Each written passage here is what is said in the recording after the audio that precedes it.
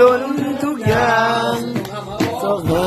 วิชาต่างๆเพื่อมาสอนสั่งประสาน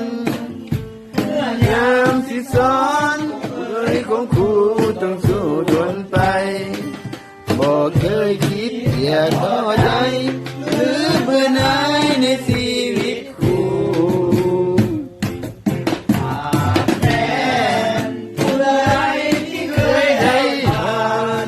ชีวิตอันแสนทนนานบากบั่นเป็นหน้าเอาสู้แต่ก็พอใจเลื่อมใสในชีวิตครูผู้ที่จิตใจพังอยู่เป็นครูชั่วอาวสานสุขน้ำดวงใจเกิดมาหนเดียวหรือหัวใจมาน้อมเหนียวสิ่งเดียวขอปรารถนาเกิดมาเป็นครูเพื่อหวังสวยสู้ไปทั่วนาชาติใดขอปรารถนาขอเกิดมาในชีวิตครูใหญ่มากทุกคนโอ้คู่มันดีคู่มันใหญ่มากทุกคนเลยคู่เอ้ยคู่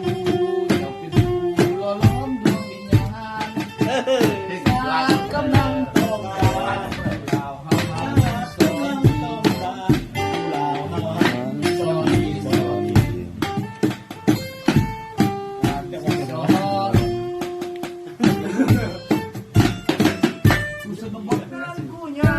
ลิ้นล้นทุกอย่างสอบหา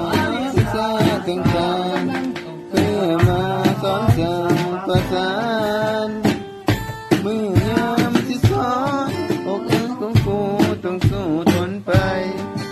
บอกเคยคิดอย่าท้อใจหรือเบื่อหน่ายในชีวิตครู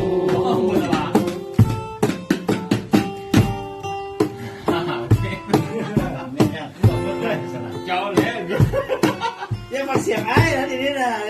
ค่อยจะไม่แทบหมดแล้ว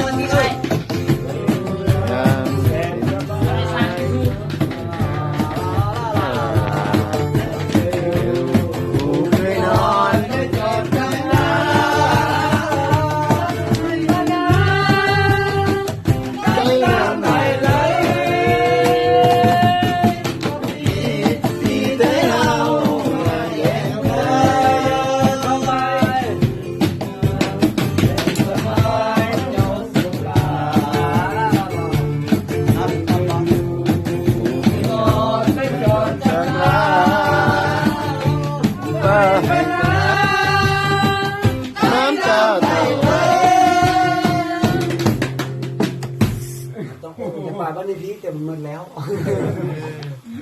มั่วเลย